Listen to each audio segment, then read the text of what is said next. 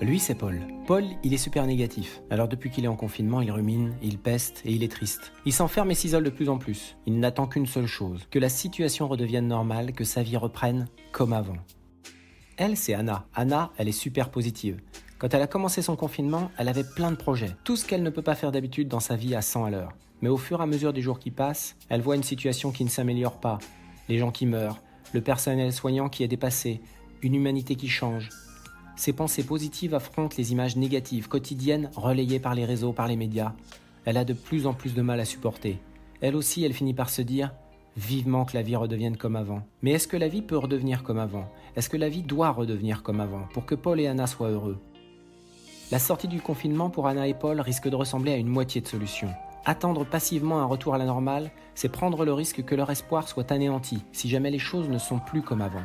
Car personne ne sait ce qui se passera quand la porte va s'ouvrir. Si les choses changent et qu'elles doivent peut-être changer, comment Paul et Anna vont-ils accepter ces changements ? Quels sont les objectifs de Paul et Anna et qu'attendent-ils de ce retour vers l'extérieur ? Accepter qu'il y ait des changements, c'est faire preuve de résilience.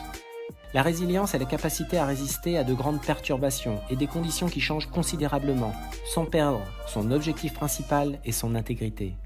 Alors est-ce que l'on peut devenir résilient et accepter le changement ? Bien sûr, le changement, ce n'est pas la fin d'une situation, c'est le début d'une autre. On peut piloter le changement, c'est cela, une des premières étapes de la résilience. Un pilote d'avion est formé pour être résilient. Vous prendrez l'avion différemment si je vous dis qu'avant le décollage, le pilote fait un briefing sur la procédure de panne au décollage.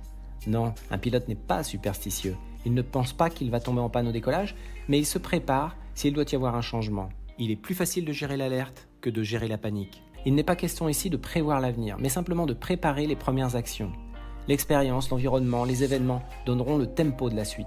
L'avenir n'est pas figé.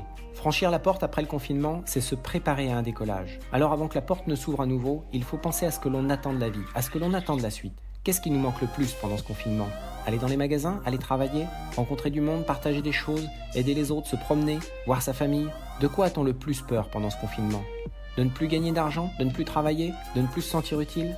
Le retour dans l'entreprise ou au bureau, le retour à l'école, à l'université, les choses seront différentes.